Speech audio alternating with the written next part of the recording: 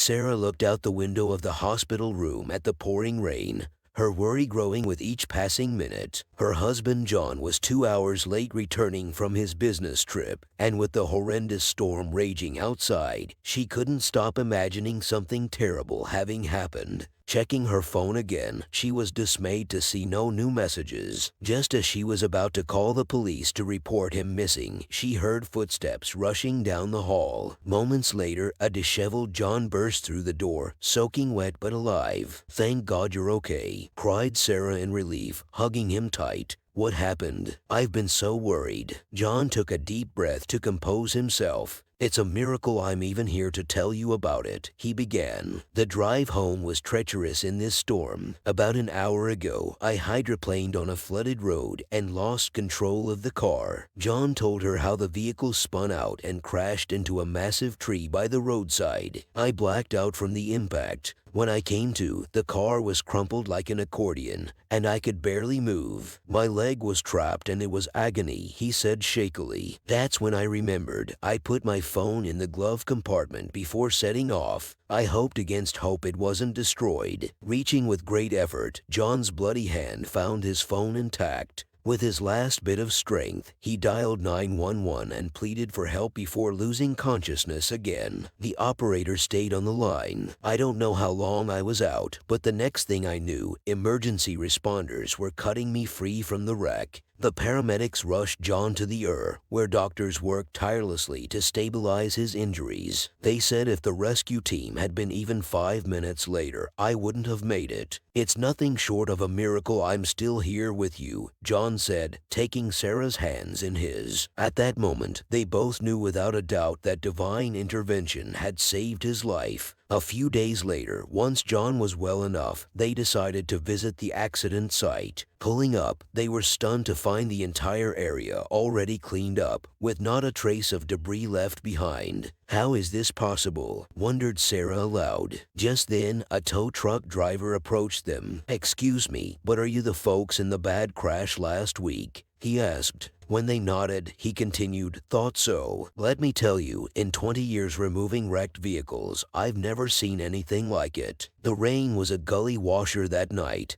but your car, it was like it just up and vanished." The tow driver went on to say that when he arrived, there was no stranded vehicle as reported, only freshly laid tire tracks in the mud led to and from the crash scene. No way a car could have driven itself out of there, not in that mangled state. "No sir, something mystical pulled your carriage from the fire that night, make no mistake about it," he concluded with an air of mystique. From that day on, John and Sarah knew without a doubt that divine forces had protected and rescued John, answering their desperate prayers. Though the events defied logic and reason, their faith was renewed and strengthened. They went on to live full, happy lives, always remembering the miracles that had brought them back together against impossible odds, reaffirming their belief that with God, all things are possible. In the months following John's miraculous rescue, Sarah couldn't help but feel there was more to the story. She tried asking John if he remembered anything else from that fateful night, but he said the whole ordeal was like a hazy dream. One morning as Sarah was cleaning, she found an old photograph tucked away in the back of a drawer. It was of her late grandmother who had passed when Sarah was just a child. Overcome with nostalgia, Sarah sat gazing at the photo, remembering how loving and caring her grandmother had been. "If only you were here now to offer guidance," Sarah thought out loud sadly. As if on cue, she heard a gentle voice say, "I am here, my dear." Startled, Sarah turned around but saw no one else in the room. The voice continued, "Do not be afraid. I have come to tell you that it was I who helped your husband that stormy night." Sarah gasped, realizing she was speaking to the spirit of her grandmother. You were the one who saved John?" she asked in amazement. Her grandmother nodded serenely. "When I heard your prayers of desperation, I knew I had to intervene from beyond. With God's blessing, I was able to remove John from the wrecked vehicle before the rescuers arrived." She went on to explain how she then guided the paramedics to arrive just in the nick of time to save John. "It pained me to see you both in such anguish. I wanted you to know that your love transcends even death, and divine grace moves in mysterious ways through our loved ones' watching over. Sarah began to weep softly, touched beyond words. "Thank you for revealing the full truth and giving me closure. I'm so grateful you were my guardian that night." With a warm smile, her grandmother faded away,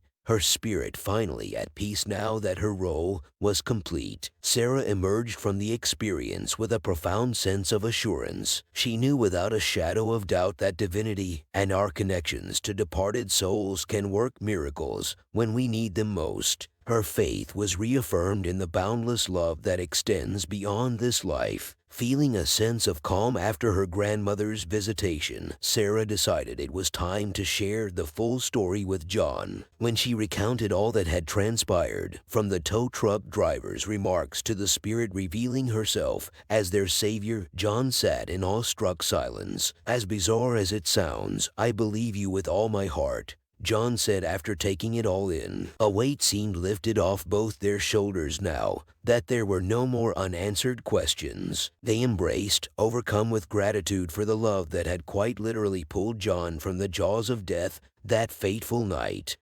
Please subscribe to my channel Lessons of Life and press the bell notification icon.